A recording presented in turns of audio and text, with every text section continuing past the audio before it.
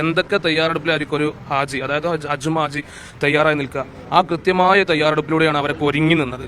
പിന്നെ അവസാനം ഒരു സുബഹിന്റെ ബാങ്ക് കൊടുക്കാൻ തൊട്ട് മുമ്പാണ് അവർ അറിയിക്കുന്നത് എന്താ നമുക്ക് പിന്നെ പോകാൻ കഴിയില്ല പറഞ്ഞാണ്ട് ഭയങ്കര കരച്ചിലായിട്ട് വോയിസ് വിടാം. ഓരോ ഡേറ്റ് ഫിക്സ് ചെയ്യും, ഇന്ന ഡേറ്റിന് പോകുമെന്ന് പറയും. അപ്പോൾ ഞങ്ങൾ നാട്ടുകാർ പറയും ഇന്ന ഡേറ്റ് ഉമ്മയും പാപ്പി പോകട്ടോ. അപ്പോൾ ആ ഡേറ്റ് കഴിയുമ്പോൾ നാട്ടുകാർ ചോദിക്കാൻ ഉമ്മയും പാപ്പയും പോയിട്ടില്ല ചോദിച്ചു. അപ്പോൾ എന്തോ ഒരു പ്രശ്നം ഉണ്ടെന്ന് അവർ അറിയിച്ചത് അടുത്ത ഡേറ്റ് തന്നിട്ടുണ്ട് പറയും. അങ്ങനെ അടുത്ത ഡേറ്റിലേക്ക് വരുമ്പോൾ വീണ്ടും നാട്ടുകാർ ചോദിക്കാൻ പോയിട്ടില്ല, അവർ വീണ്ടും ഡേറ്റ് മാറ്റിയിട്ടുണ്ടെന്ന് പറയാം. അപ്പോൾ നമ്മൾ വീണ്ടും ഇവരോട് കോൺടാക്ട് ചെയ്യുമ്പോൾ ഒരു നിലക്കുങ്ങൾ പേടിക്കേണ്ട ആവശ്യമില്ല, നമ്മൾ നിർബന്ധമായി പോയിരിക്കും, നമ്മൾ ഹജ്ജ് ചെയ്തിരിക്കുന്ന പറഞ്ഞു. ഏറ്റവും ഒടുവിൽ അവസാനം ഞങ്ങളോട് വല്ലാഹി സുമ്മ വല്ലാന്ന് പറഞ്ഞു. അത് നമ്മളെ അറബിയിൽ എല്ലാവർക്കും അറിയാം. അതിന്റെ അപ്പുറത്ത് സത്യം ലോകത്തില്ല, പഠിച്ചോൻ തന്നെയാണ് സത്യം, നമ്മൾ പോയിരിക്കുന്നൊക്കെ പറഞ്ഞിട്ട് അന്ന് പിന്നെ അവസാനം ഡേറ്റ് ഫിക്സ് ചെയ്ത് ഇനി ഇതിലെ മാറ്റം ഉണ്ടാവില്ല എന്ന് അറിയിച്ചപ്പോൾ ഞങ്ങൾ നാട്ടുകാർ കൂടുതലെല്ലാവരും വിളിച്ചു വരുത്തി. ഏകദേശം 100-200ഓളം ആളുകളൊക്കെ വീട്ടിൽ വെച്ച് പരിപാടി വെച്ചു. പിറ്റേസ് രാവിലെ എന്താ പോകണില്ല എന്നറിയണത്.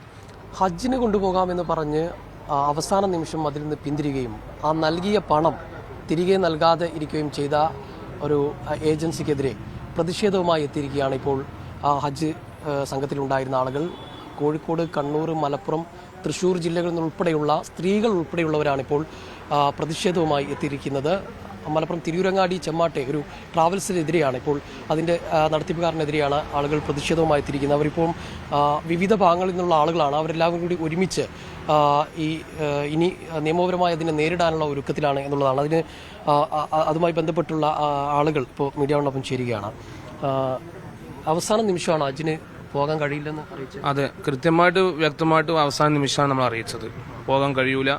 അതിന്റെ തലേ ദിവസങ്ങളിലും പല ഡേറ്റുകളും നമ്മോട് മാറ്റി മാറ്റി പറഞ്ഞു ഇന്ന ഡേറ്റിൽ പോകാമെന്നൊക്കെ പറഞ്ഞു. അവസാനം വെച്ചാണ് ഇനി പോകാൻ കഴിയൂല എന്ന് പറഞ്ഞത്. അതായത് ഏറ്റവും അവസാനം അതുവരെ എത്രത്തോളം വെച്ചാൽ രാത്രി 1:30 മണി വരെ ഞങ്ങൾ ആരും ഉറങ്ങിയിട്ടില്ല. 1 മണി, 1:30 മണി, 2 മണി, 3 മണിക്കൊക്കെ ആരും ആശങ്കപ്പെടണം നമ്മൾ പോയിരിക്കും.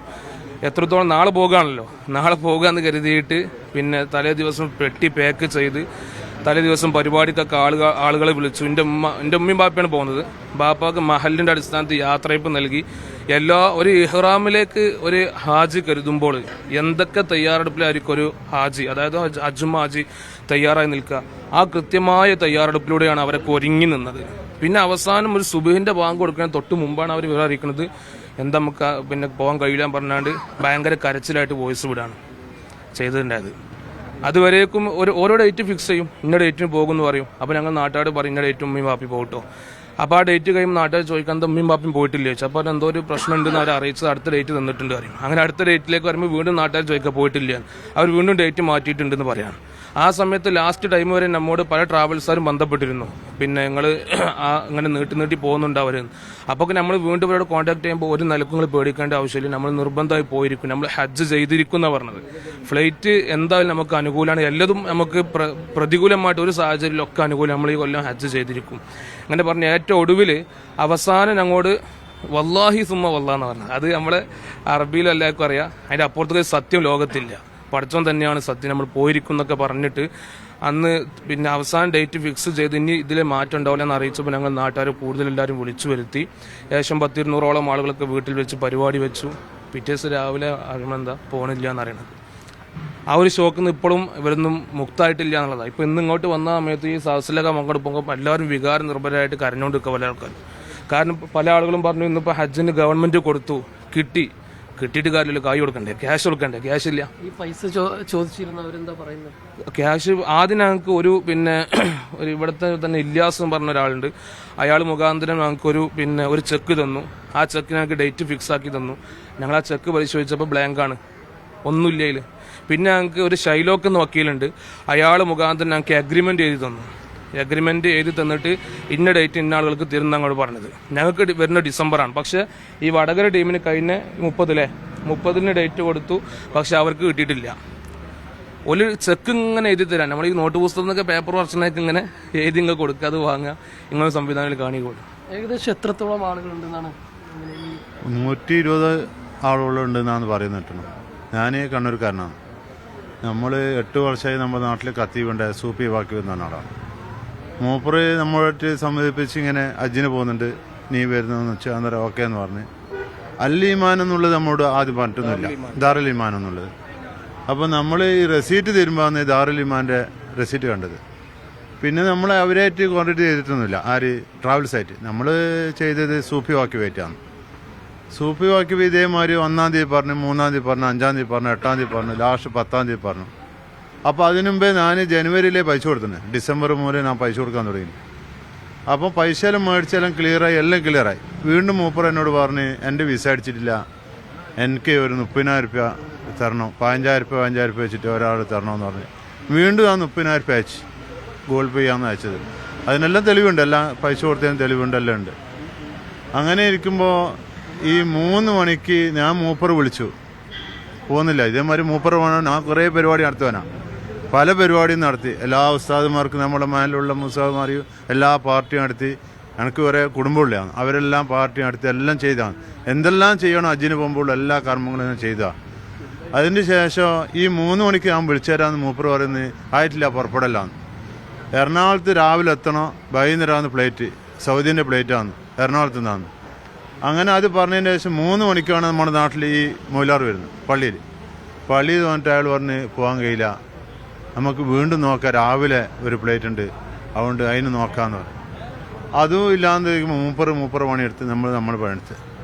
പിന്നെ ഈ പൈസക്ക് നമ്മൾ ഒരു ദിവസം ഇവിടെ വന്നു, ചെമ്മാട് വന്നു, ദാറുൽ ഇമാൻ്റെ ഓഫീസിൽ വന്നു. ഓഫീസിൽ വന്ന് ഇരുന്നേരം വെള്ളിയാഴ്ച വന്നത്, പള്ളി നിന്നിട്ട് വന്നത്. അപ്പോൾ അവിടെ ഷൗക്കൽ റിയാസ് ഒരു മാനേജറുണ്ടായി, അവർ വർത്താനം പറഞ്ഞ്. അവൻ ഷൗക്കൽ ഒരു വക്കീലുണ്ടായി. അങ്ങനെ വക്കീലായിട്ട് സംസാരിച്ചിട്ട് വക്കീൽ പറഞ്ഞ് നമുക്കൊരു പരിഹാരം ഉണ്ടാക്കുക ഇതിനെന്ന് പറഞ്ഞ്.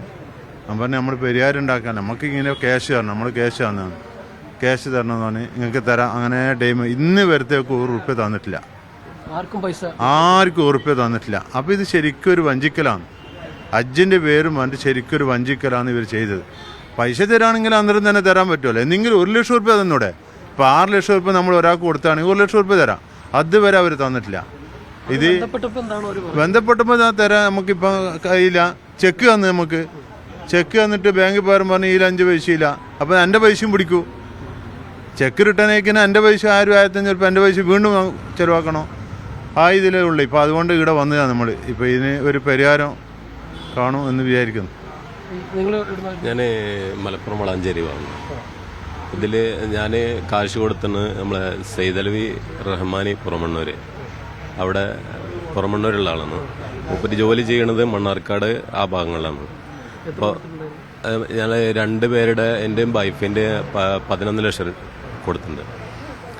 അതിൽ മൂപ്പര് പറഞ്ഞത് നമ്മൾ കാശ് ഇതിൻ്റെ കാര്യങ്ങൾ ചോദിക്കുമ്പോൾ അവരൊക്കെ പറഞ്ഞു കഴിഞ്ഞില്ലേ, അതേപോലെ ഇപ്പോൾ ഇന്ന് പോകും നാളെ പോകും എന്ന് പറഞ്ഞിട്ട് ഇങ്ങനെ ഒരു ലാസ്റ്റ് പോക്കൊന്നും ഉണ്ടായില്ല. അപ്പോൾ എന്തെങ്കിലും ഒരു പ്രതിവിധി കാണണമല്ലോ ആയിട്ട് മൂപ്പരോട് സംസാരിച്ചപ്പോൾ അവർ പറഞ്ഞത് ഞാൻ ഉസ്താദിൻ്റെ അടുത്ത കാശ് തന്നിക്കണ്, അപ്പോൾ ഉസ്താദ് എനിക്ക് തരണം എന്ന് പറയുമ്പോൾ അഫ്സലിൻ്റെ അടുത്ത് കിട്ടിയാൽ തരും. അഫ്സലിനോട് ചോദിക്കുമ്പോൾ പറയും എനിക്ക് അവിടെ പോയി കുടുങ്ങിയിട്ടുണ്ട്, അവിടെ നിന്ന് കിട്ടിയിട്ടുണ്ടെങ്കിൽ നിങ്ങൾക്ക് തരും. ഇതിൻ്റെ ഉത്തരവാദി ശരിക്ക് ആരും ഇല്ല. പക്ഷേ ഇവരൊക്കെ തനി ഫ്രോഡാണെന്നുള്ളത് നമുക്ക് ഒറ്റ രൂപത്തിൽ മനസ്സിലാവില്ലേ. അപ്പോൾ അങ്ങനെ പറയുമ്പോൾ എന്തായാലും പരാതി കൊടുത്തിട്ടില്ല. പരാതി കൊടുക്കാൻ വേണ്ടി ഞാൻ ഈ സൈദലവി റഹ്മാനിനെ അവിടെ ഞാൻ കൊടുത്തിക്കണത് എല്ലാവരും ബഹുമാനിക്കണം അത്തിപ്പറ്റ ഉസ്താദിൻ്റെ ചാരത്ത് നിന്നാണ് ആ മൂപ്പരൊരു ഉത്തരവാദിത്തം ഏൽപ്പിക്കണത്. നമുക്കൊരു ഉസ്താദിന് ഒരു ബഹുമാനം കാര്യങ്ങളൊക്കെ ഉണ്ട്. ആ ഉസ്താദിൻ്റെ ചാരത്ത് വെച്ചൊരു ഒരു ഉത്തരവാദിത്തം ഏൽപ്പിക്കുമ്പോൾ മൂപ്പര അതിൻ്റെ ഒരു എന്തെങ്കിലും കാണിക്കണം. അതുപോലും കാണിക്കാതെ ഇന്നേ വരെ മൂപ്പരൊരു സംസാരത്തിന് പോലും ഞാൻ ഇപ്പോൾ 2 ദിവസം മുന്നേ കുറേ ആളുകൾ ബന്ധപ്പെട്ടു ഒന്ന് സംസാരിക്കാൻ, 4 ആളെ വെച്ച് സംസാരിക്കാൻ. അപ്പോൾ മൂപ്പര് പറഞ്ഞത് ഈ 4 ആളെ വെച്ചിട്ട് നിങ്ങൾക്ക് എന്താ സംസാരിക്കാനുള്ളതെന്നുള്ളൊരു ധാഷ്ട്യം, ഒരു മൂപ്പരൊരു പോക്കിരുത്തലുണ്ടല്ലോ, അതേ ലെവലിലേക്കാണ് മൂപ്പരും പറയണത്, അഫ്സലും പറയണത്.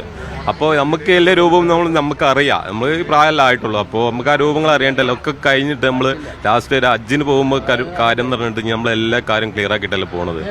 അപ്പോൾ അത് ആ ലെവലിലായിക്കോട്ടെയിട്ടാണ് നമ്മൾ ഇതുവരെ ക്ഷമിച്ച് നിന്നുകൊണ്ടിരിക്കുന്നത്.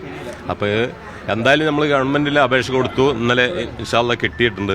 അപ്പോൾ അത് കിട്ടിയിട്ട് പോകണമെങ്കിൽ ഈ സൈദലവി റഹ്മാൻ അഫ്സലും കാശ് തന്നാലേ നമുക്ക് പോകാൻ കഴിയുള്ളൂ.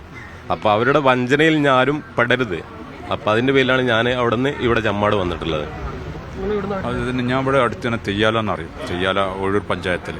അപ്പോൾ ഞാൻ പിന്നെ ഇവർ നിരന്തരം ഓഫീസിൽ നിന്ന് ഞാൻ കഴിഞ്ഞ പ്രാവശ്യം ഗവൺമെൻറ്റിൽ 6 പ്രാവശ്യം അപ്ലൈ ചെയ്ത വ്യക്തിയാണ്.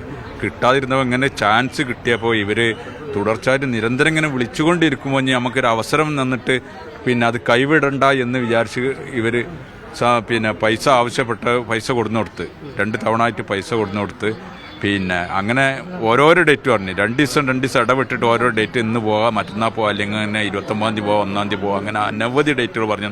ഞങ്ങൾക്ക് കോഴിക്കോട് നിന്ന് തന്നെ യാത്ര ചെയ്യണമെന്ന് നിർബന്ധിച്ചിട്ട് പിന്നെ അവസാനം കോഴിക്കോടിന് ഫ്ലൈറ്റ് വന്നായി.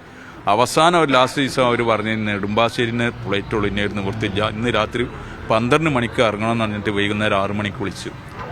എല്ലാം റെഡിയായിട്ട് ബാഗിൽ വെച്ചുകൊണ്ട് പിന്നെ ഞങ്ങൾ ഇവിടെ ബസ് അറേഞ്ച് ചെയ്തിട്ടുണ്ട്, എല്ലാ യാത്രക്കാരും ഒരുമിച്ച് കൊണ്ടുപോയിക്കോളാന്ന് പറഞ്ഞു. പിന്നെ അതിന് പിറ്റേന്ന് ആര് വിളിക്കണില്ല വന്നിട്ടില്ല ഒന്നുമില്ല, അങ്ങനെ സംഭവം തന്നെ ഉണ്ടായിട്ടില്ല. ഇപ്പോൾ ഞങ്ങൾക്ക് ഗവൺമെൻറ് ഇപ്രാവശ്യം 7ാമത്തെ പ്രാവശ്യം കിട്ടിയിട്ടുണ്ട്. 6 പ്രാവശ്യം തുടർച്ചയായിട്ട് കൊടുക്കാത്ത 7ാമത്തെ പ്രാവശ്യം കിട്ടിയിട്ടുണ്ട്. ഞങ്ങൾക്ക് ഗവൺമെൻറ്റിൽ ഹജ്ജിന് പോയേ പറ്റുള്ളൂ. പക്ഷേ എന്ത് ചെയ്യും, ഞങ്ങൾ പൈസയോടെ ഞങ്ങളെ ഫണ്ട് എത്ര പൈസ? രണ്ട് പേർക്ക് ഞാൻ എൻ്റെ ഭാര്യയും കൂടി 12 ലക്ഷം റുപ്യ കൊടുത്തിട്ടുണ്ട്. ഒരു പൈസയും ഒരു രൂപ പോലും തിരിച്ചു കിട്ടിയിട്ടില്ല. ഇതപ്പോൾ ചെക്ക് വന്നതിന് ചെക്ക് ബാങ്കിലിട്ട് റിട്ടേൺ രേഖയും കയ്യിൽ വരുന്നത്. എന്ത് ചെയ്യും? അങ്ങനെയുള്ള മോഹന വാഗ്ദാനം ഞങ്ങൾ വളരെ കഷ്ടപ്പെട്ട് ജീവിതത്തിൽ ഒരിക്കൽ ഹജ്ജിന് പോകാനുള്ള പ്രതീക്ഷ വെച്ചിട്ട് കഷ്ടപ്പെട്ട് ഒരു കൂട്ടിണ്ടാക്കിയ പൈസ എന്ത് ചെയ്യണം, ഞങ്ങൾ എങ്ങനെ ചെയ്യണം, ആരോട് പറയണം? ഞങ്ങൾ മലപ്പുറത്തുനിന്നാണ്. ഇയാൾ പറഞ്ഞ മാതിരി തന്നെയാണ് എല്ലാം. കാരണം ഞങ്ങൾ 2-3 ഗഡു ആയിട്ട് 22 ലക്ഷം റുപ്യ കൊടുത്തു. 22 ലക്ഷം റുപ്യ കൊടുത്തപ്പോൾ ആദ്യമായിട്ട് അയാൾ പിന്നെ 6-ാം തീയതിയാണ് നമ്മളെ ഇത് തുടങ്ങേണ്ടത് യാത്ര. അപ്പോൾ അന്ന് പറഞ്ഞു നിങ്ങളത് 9-ാം തീയതിയാണ്, പിന്നെ അവർ 10-ാം തീയതിയാണ്, പിന്നെ 11-ാം തീയതി 12-ാം തീയതി ഇങ്ങനെ. അപ്പം ഞാൻ ഇതിലിപ്പോൾ പറയാൻ എനിക്ക് പ്രധാന ഞാൻ മറ്റുള്ളൊന്ന് പറഞ്ഞിട്ടുണ്ട്. ഈ പറയാൻ കാരണം ഈ അമീർമാരുണ്ടല്ലോ, അവർ പണ്ഡിതന്മാരാണ്. ആ പണ്ഡിതന്മാർ ഇവർ മനസ്സിൽ ഈമാനും ഇസ്ലാമൊന്നുമില്ല, പേശത്തിൽ മാത്രമേ ഉള്ളൂ. ഇവർ വീട്ടിലേക്ക് ചെന്നിക്കാണ്ട് നിങ്ങൾ കുറഞ്ഞ പൈസക്ക് ഹജ്ജിന് കൊണ്ടുപോകാം എന്ന്. അപ്പം നമ്മൾ പണ്ഡിതന്മാരെന്നുള്ള നിലക്കാണ് കേട്ടോ കൊണ്ടുകൊണ്ട്, ഈ പണ്ഡിതന്മാർ എന്നുള്ള നിലക്കാണ്. അപ്പം നമ്മൾ കാശ് കൊടുക്കും. അപ്പം ഇത്തരം കാര്യങ്ങൾ പ്രത്യേകം പറയണം. ഈ തലീകെട്ടും തലപ്പാവും ഷാളും ഒക്കെ ഇട്ടുകൊണ്ട് വന്ന മനുഷ്യന്മാരാണ്. അവർ പോകുമ്പോൾ നമ്മൾ സ്വാഭാവികമായിട്ട് കൊടുക്കുകയാണ്. നേരെ മറിച്ച് അഫ്സൽ വരികയാണെങ്കിൽ നമ്മൾ കൊടുക്കൂല. നിങ്ങൾക്ക് മനസ്സിലാവുണ്ടോ? അഫ്സൽ വരികയാണെങ്കിൽ അയാൾ സാധാരണക്കാരനാണ്. അപ്പോൾ അതുകൊണ്ട് എനിക്ക് പറയാനുള്ളത്, നിങ്ങൾ പത്രക്കാർക്ക് ഈ പ്രചാരത്തിൽ വരുത്തണം, ഇതുപോലെയുള്ള വേഷം കൊണ്ട് മാത്രം പിന്നെ പണ്ഡിതന്മാരായ ആളുകളാണ്, അവരെ നിങ്ങൾ സൂക്ഷിക്കണം. അപ്പോൾ ഇനി ഒരാളും ഇങ്ങനെ പണ്ഡിതന്മാരല്ല ഏത് രീതി വന്നാലും പൈസ കൊടുക്കുമ്പോൾ നിലവിലുള്ള ഹജ്ജ് കമ്മിറ്റി ഏതെങ്കിലും ഒന്ന് സംസാരിച്ചിട്ട് ബാക്കി കാര്യങ്ങൾ തീരുമാനിക്കണം. അത്ര എനിക്ക് പറയാനുള്ളൂ. ഓക്കെ, സംസ്ഥാനത്തിന്റെ വിവിധ ഭാഗങ്ങളിൽ നിന്ന് വന്ന ആളുകളാണ്, സ്ത്രീകൾ ഉൾപ്പെടെയുള്ള ആളുകൾ വന്നിട്ടുണ്ട്. നിങ്ങൾ എത്ര പൈസ? നമ്മൾ 2 കൂടി 12 ലക്ഷം ഉണ്ട്. ഞങ്ങൾ 2 ഞങ്ങൾ തെയ്യാല. ഞങ്ങൾ ഇതേപോലെ ഹജ്ജിന് കൊടുത്ത് ഗവൺമെന്റിൽ 6 പ്രാവശ്യം കൊടുത്തിട്ട് കിട്ടാതായപ്പോൾ കഴിഞ്ഞ വർഷം കൊടുക്കാനാവില്ല എന്ന് വിചാരിച്ചതാണ്. അപ്പോൾ ഇവർ വിളിച്ചതാണ്, വിളിച്ചെടുത്ത് നമ്മളെ പൈസ ഇവർ വാങ്ങിയതാണ്. ഇപ്പം ഞങ്ങൾക്ക് ഗവൺമെന്റിൽ കിട്ടിയിട്ടുണ്ട്. അതുകൊണ്ട് ഞങ്ങൾക്ക് ഇനിയിപ്പോൾ പൈസ കിട്ടിയാലേ ഞങ്ങൾക്ക് പൈസ അടക്കാൻ പറ്റുള്ളൂ. ഇല്ല, ഒരു പൈസ ഞങ്ങൾക്ക് തന്നിട്ട് ഞങ്ങൾ ചെക്ക് തന്ന് ഈ കഴിഞ്ഞ മാസം 30-ാം തീയതി ഒരു ചെക്കിന് ലാസ്റ്റ് കൊടുത്ത് ബാങ്കിൽ നിന്ന് റിജക്റ്റ് ആയി പോയി. ഇനിയിപ്പോൾ ഡിസംബറിക്കാണ് ഒരു ചെക്ക് തന്നിട്ടുണ്ടത്. അതുകൊണ്ട് ഞങ്ങൾക്ക് ഞങ്ങളെ പൈസ കിട്ടണം. ഞങ്ങൾക്ക് കിട്ടിയിട്ട് വേണം ഇനി ഞങ്ങൾക്ക് ഗവൺമെന്റിൽ ഹജ്ജിന് പോവാൻ പൈസ കൊടുക്കാൻ. ഞങ്ങൾ വിഷമപ്പോൾ ഞങ്ങൾക്ക് പറയാനില്ല, എന്താ ചെയ്യണ്? നമ്മൾ വിഷമം പറയല്ലാതെ അന്ന് മുതൽ ഇന്നോളം ഉരുകി തീരാണ്. ഭക്ഷണമില്ല, ഊണില്ല, ഉറക്കില്ല എന്ന് പറഞ്ഞ മാതിരി നമ്മളിങ്ങനെ ചെയ്യണ്. അതന്നെ, ഇതൊക്കെ തന്നെ നമ്മളെ അവസ്ഥ. ഏതായാലും ഈ ആളുകളെല്ലാം ഒരുമിച്ച് കൂടിയിരിക്കുകയാണ്. ഇനി ഇത് എങ്ങനെ മുന്നോട്ട് കൊണ്ടുപോകാനാണ് തീരുമാനം? പരാതിയുമായിട്ട് മുന്നോട്ട് പോകുമോ? ഇവരുടെ പരാതികൾ 2 തരത്തിലാണെന്നുള്ളത്. ഒന്ന്, നിരന്തരമായിട്ട് ഇവരുടെ പേരിലുള്ള എഗ്രിമെൻറ്റുകൾ അല്ലെങ്കിൽ ചെക്ക് നീട്ടിക്കൊണ്ടിരിക്കുകയാണ് അനന്തമായിട്ട്. അപ്പോൾ ഇന്ന് കിട്ടും നാളെ കിട്ടും, ഇന്ന് കിട്ടും നാളെ കിട്ടും എന്ന തരത്തിലാണ് ഞങ്ങൾ കാത്തു നിൽക്കുന്നത്. പക്ഷേ ഇനിയും 5-6 മാസമായിട്ട് കിട്ടാത്ത സ്ഥിതിക്ക്, പ്രത്യേകിച്ച് ഇവൻ നേരിട്ട് വന്നിട്ട്, ഇതിൻ്റെ ഉടമ നേരിട്ട് വന്നിട്ട് ഓരോ ഹാജിയെയും സമീപിച്ചിട്ട് അല്ലെങ്കിൽ സാന്ത്വനപ്പെടുത്തിയിട്ട് സത്യാവസ്ഥ പറഞ്ഞിട്ട് ഇതൊക്കെ ചെയ്തിരുന്നെങ്കിൽ ഇവർക്കൊരു വിഷമമില്ലാത്ത തരത്തിൽ മുന്നോട്ട് പോകാൻ പറ്റുമായിരുന്നു. ഇനി എന്ത് എന്നുള്ള അർത്ഥത്തിൽ ഒറ്റപ്പെട്ടു പോയ ഇവരിവിടെ കൂടിച്ചേരുകയാണ് ആദ്യമായിട്ട്. കാരണം ഇവർക്കറിയില്ല ആരൊക്കെയാണ് വഞ്ചിക്കപ്പെട്ടത്, ആരാണ് യാത്ര മുടക്കിയത് എന്നൊക്കെ ഇന്നാണ് ഇവിടെ ഇവർ ഒത്തുചേരുമ്പോഴാണ് മനസ്സിലാകുന്നത്. കണ്ണൂരിലുള്ളവരുണ്ട്, വടകരയുള്ളവരുണ്ട്, കൊയിലാണ്ടിയുള്ളവരുണ്ട്, അതുപോലെ മലപ്പുറത്തും തൃശ്ശൂരൊക്കെ ഉള്ളവരുണ്ട്, പാലക്കാട് അതിർത്തി വരെയുള്ളവരുണ്ട്. ഇനി 112ഓളം ആളുകളുണ്ട് എന്നാണ് പറയുന്നത്. എന്നാൽ ഇന്നിവിടെ എത്തപ്പെട്ടത് 60 ആളുകളുടെ ബന്ധുക്കളും ആളുകളാണ് ഇവിടെ എത്തിയിട്ടുള്ളത്. ബാക്കിയുള്ളവരിലേക്ക് കൂടി ഇത് മെസ്സേജ് എത്തിക്കഴിഞ്ഞാലേ അവരെത്തുള്ളൂ. അതോടൊപ്പം ഇനി വരും കാലത്ത് ഇതുപോലൊരു തട്ടിപ്പിന് വേറൊരു വിഭാഗം ഇരയാകാതിരിക്കാൻ വേണ്ടിയാണ് ഹജ്ജിൻ്റെ അടുത്ത വർഷത്തെ ഹജ്ജിൻ്റെ നടപടിക്രമങ്ങൾ ആരംഭിക്കുന്ന ഈ സമയത്ത് ഇത് പുറലോകത്ത് അറിയിക്കുക എന്നതുകൂടിയാണ് ഈ ഇന്നത്തെ ഇവിടെ കൂടിച്ചേരേണ്ട ഇവരുടെ ദൗത്യം. അതുകൊണ്ട് ഇത്തരം എല്ലാവരും കൂടി കൂടിയിട്ട് ഒരുമിച്ച് ഒരു പരാതിയിലേക്ക് പോകുന്നുണ്ട്. ഓൾറെഡി കുറേ ആളുകൾ പരാതി കൊടുത്തു കഴിഞ്ഞു. പല പോലീസ് സ്റ്റേഷനിൽ പരാതി കൊടുത്തിട്ടുണ്ട്, മുഖ്യമന്ത്രിക്ക് പരാതി കൊടുത്തിട്ടുണ്ട്, ഈ പറഞ്ഞ ഇടനിലക്കാരൻ മുഖേന എഗ്രിമെൻ്റ് ഉണ്ടാക്കിയിട്ടുണ്ട്. ഇതൊക്കെ എവിടെ എത്താതെ ഇങ്ങനെ മുന്നോട്ട് പോകുമ്പോൾ കാരണം ഇവരിൽ പലർക്കും ഈ അടുത്ത വർഷത്തെ ഹജ്ജിലേക്ക് പോകേണ്ട കാശ് വേണം. അതിപ്പോഴേ ഉറപ്പ് കിട്ടിയാലേ എന്താവുള്ളൂ അടുത്ത ഹജ്ജിന് കൊടുക്കാൻ പറ്റുള്ളൂ. ആ ഒരു വിഷമം കൂടിയുണ്ട്. ഇതൊക്കെ എന്ത് വേണം എന്നുള്ള ആലോചിക്കാൻ വേണ്ടി കൂടിച്ചേരലാണ് ഇവിടെ നടക്കുന്നത്. അത് ഇപ്പം നടന്നിട്ട് ശേഷം അതിനുശേഷം തീരുമാനമായിട്ട് ഇവരിവിടുന്ന് പിരിയുന്നതാണ്. തീർച്ചയായിട്ടും. അപ്പോൾ വിശ്വാസികളെ സംബന്ധിച്ചിടത്തോളം ഹജ്ജിന് പോകുക എന്നുള്ള ഏറ്റവും പ്രധാനപ്പെട്ട കാര്യമാണ്. അതിനുവേണ്ടി ഉള്ള സമ്പാദ്യം മുഴുവൻ നൽകിയതിന് ശേഷം അവസാന നിമിഷം ഹജ്ജിന് പോകാൻ കഴിയാതെ വരികയും പിന്നീട് ആ പണം ചോദിക്കുമ്പോൾ അത് ലഭിക്കാതെ വരികയും ചെയ്യുന്ന വലിയൊരു ധർമ്മസങ്കടത്തിലാണ് ഇപ്പോൾ ഇത്രയും ആളുകൾ ഇവിടെയുള്ളത്. പല ജില്ലകളിൽ നിന്നുള്ളവരാണ്. അവരൊക്കെ ഇങ്ങോട്ടേക്ക് വന്ന് ഇനി ഭാവി പരിപാടികൾ ഇവിടെ ആസൂത്രണം ചെയ്യും എന്നുള്ളത് തന്നെയാണ് പറയുന്നത്. ഇനി ആർക്കും ഇത്തരത്തിലുള്ള ഒരു അനുഭവം ഉണ്ടാകരുത് എന്ന് കൂടിയാണ് അവർ പറഞ്ഞു വെക്കുന്നത്. ജിഷ്ണു മീനങ്ങാടിക്കൊപ്പം ജംഷീർ കുടിഞ്ഞി, മീഡിയ 1, തിരൂർ.